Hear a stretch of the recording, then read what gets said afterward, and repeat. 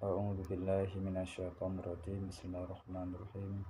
Assalamualaikum warahmatullahi wabarakatuh. Saya Jeprianto, NIM 220404010006, Prodi Pendidikan Agama Islam, dengan dosen Bapak Joni Indrawandi MPD, dengan mata kuliah Sejarah Pendidikan Islam, berasal dari kampus Institut Agama Islam Sumbar Pareman, untuk memenuhi tugas tentang pendidikan dengan judul Pendidikan Islam pada masa kemerdekaan Indonesia dan masa Orde Lama. Pendidikan Islam pada masa kemerdekaan.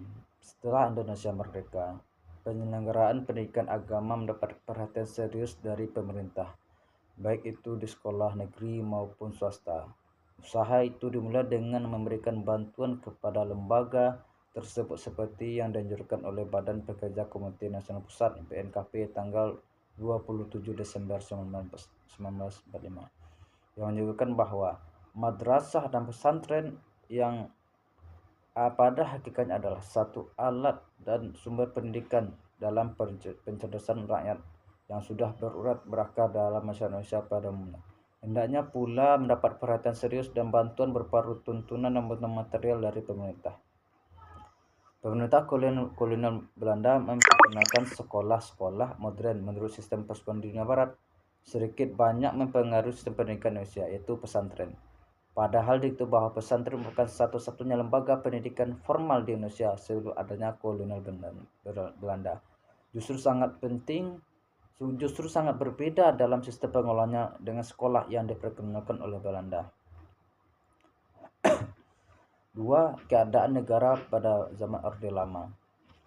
Setelah proklamasi kemerdekaan Indonesia pada tanggal 17 Agustus 1945 menandakan berakhirnya masa cengkraman pemerintah kolonial sekaligus sebagai era baru dalam kehidupan independen untuk menentukan sendiri corak kehidupan bangsa Indonesia pada berbagai aspek.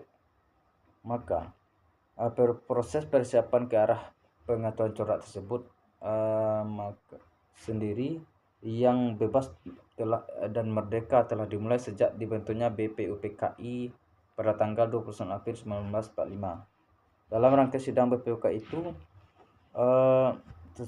terdapat dua kubu yang bertentang mengenai dasar negara yang menjadi topik sentral dalam BPUPKI, yaitu golongan kebangsaan dan golongan Islam.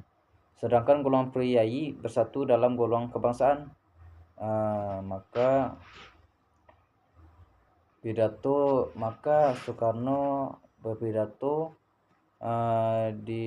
dengan tanpa teks yang terkenal sebagai hari lahirnya Pancasila. Yang C, dampak yang terjadi pada masa Orde Lama, yaitu ada dua dampak positif dan negatif. Dampak positifnya keberanian menolak kolonialisme dan non-imperialisme. Sedangkan dampak negatifnya penyimpang terhadap ketentuan Undang-Undang Dasar Negara Republik Indonesia tahun 1945, sentralisasi kekuasaan dan terjadinya peristiwa G30 SPKI. Sebab-sebab berakhirnya masa Orde Lama, tentunya keadaan politik yang jadi kacau setelah peristiwa G30 SPKI. Yang kedua, keadaan perekonomian yang melemah. Yang ketiga, reaksi keras dari masyarakat yang meluas sehingga terjadinya pembunuhan besar-besaran yang dilakukan oleh PKI. Selanjutnya, kesatuan aksi Forum Pancasila, upaya reshuffle kabinet di Kora. Wibawa dan kekuasaan Presiden Soekarno semakin menurun setelah upaya mengadili tokoh-tokoh yang terlibat dalam peristiwa G30 SPKI. Kondisi pendidikan Islam pada masa Orde Lama. Setelah proklamasi dikumandangkan sebagaimana dikemukakan dulu, perubahan di berbagai aspek terjadi. Tidak hanya terjadi dalam bidang pemerintah, juga terjadi dalam bidang pendidikan. Perubahan yang terjadi dalam merupakan perubahan yang bersifat mendasar, yaitu perubahan yang menyangkut penyesuaian kebijakan dengan pendidikan dengan dasar cita-cita bangsa Indonesia merdeka. Dan dapat kita simpulkan itunya setelah Indonesia dapat melepaskan diri dari cengkraman para kolonial penjajah, maka pemerintah Indonesia mulai memperbaiki seluruh elemen dalam kehidupan terutama dalam ranah pendidikan.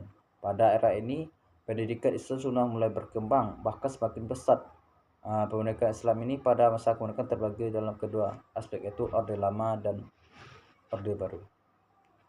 Baik, sekian dari saya. Kalau ada salah, mudah-mudahan bermanfaat. Kalau ada salah, saya mohon maaf.